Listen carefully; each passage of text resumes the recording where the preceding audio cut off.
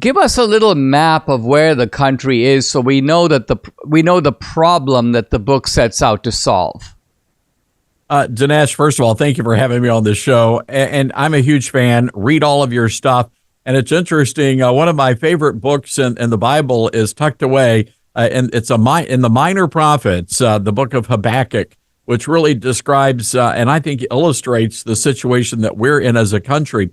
But I went back and when I go back and read Dinesh D'Souza books, I realize you're kind of like a modern day minor prophet, Dinesh. So maybe we need to have the book of Dinesh. Because don't give me any ideas. Everything. No, please no.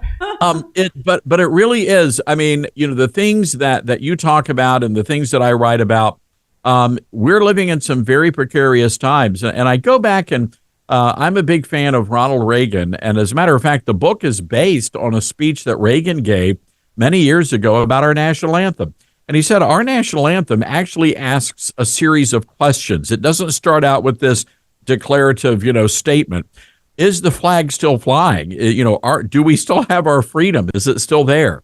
And when you tie that in with another speech Reagan gave about how our freedom is not passed along in the bloodline, in the bloodstream, that every generation has to fight for our freedom, I think that's where we are as a country right now. We've had a couple of generations that have not been fighting for our freedom. And I think we are seeing the ramifications of that, the results of that.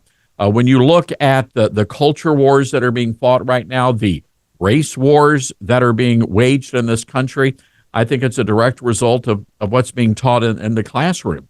So again, going back into our history and looking back at, for example, the 1960s, when William F. Buckley Jr. Wrote the incredible book, God and Man at Yale, when he launched what became the Young America's Foundation. And what was the issue of the day? Dinesh, it's the same issue that we are fighting today, because when you put all the puzzle pieces together, why are we shutting down churches? Why are we shutting down religious liberty? Why have our schools become indoctrination centers for far leftist policies? Well, it's very clear that we're fighting the same enemy